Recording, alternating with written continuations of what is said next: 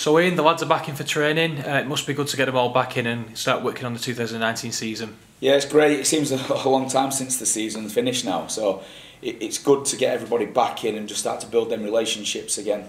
On the first day, Greg Brown, the head of strength and conditioning, he kind of took the testing, so you was kind of took a back seat for that day. What was that day all about, and what do you get from that day? Yeah, the first day we had a meeting where we kind of led that, where we spoke about kind of our values and standards as a team.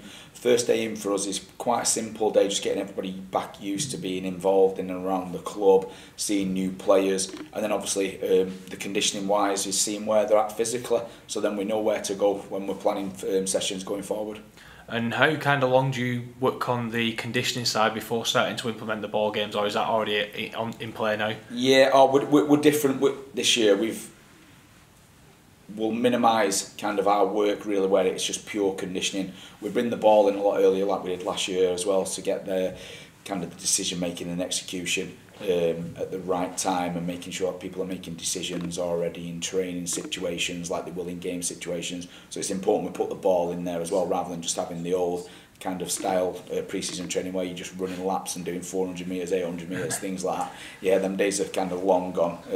Getting the ball in hand is the big one for us as well. That's what we do, we play with the ball, so it's important we have the ball in hand. Obviously we've welcomed a few new lads, so we'll just go through those individually. Adam Lawton, how's he been in the first few days? Yeah, Adam's been good, he's finding it tough. He's obviously been out of the game for a little bit, so coming into a Super League environment's been tough for him.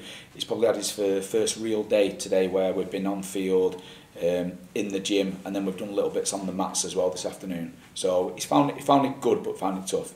Dudson, how's he gone in the first few days? Settled in really well. Gil's made massive strides, coming in really good condition as well. We know what Gil's about. Gil's a player who can create offloads, bust tackles and get quick play the balls for you as well, and he's certainly coming in the right condition to kind of set himself up for a good season.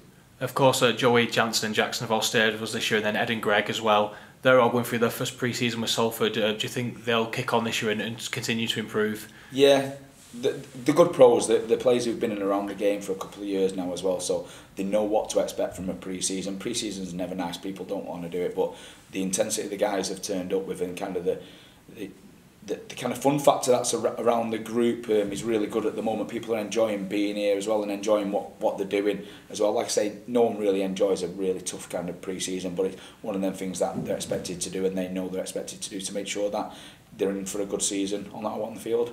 Just touching a few of the absences, Niall and Tyrone haven't trained yet. Is that just because we're into international duty? Yeah, international duty means that obviously they need a little bit more time off to rest and recuperate. Niall played the one game in Papua New Guinea, so he did a fair bit of travelling over there as well. Tyke's played 3 games for Ireland, so they're all at different stages, but Niall will be back in with us next week, and Tyke will come back in next week, but he'll be more on probably a lifting programme more than he will be on the field.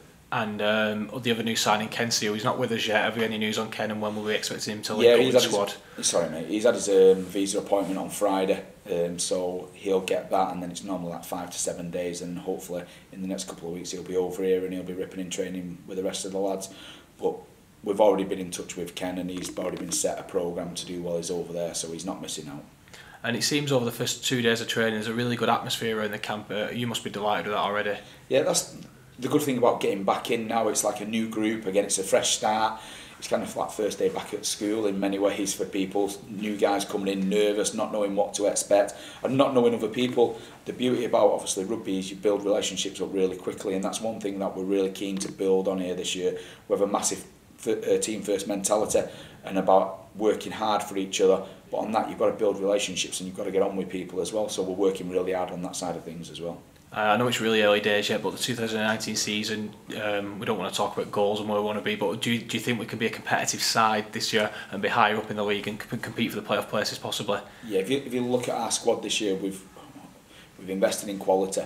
We're a small squad again, but every kind of penny's gone into quality of player.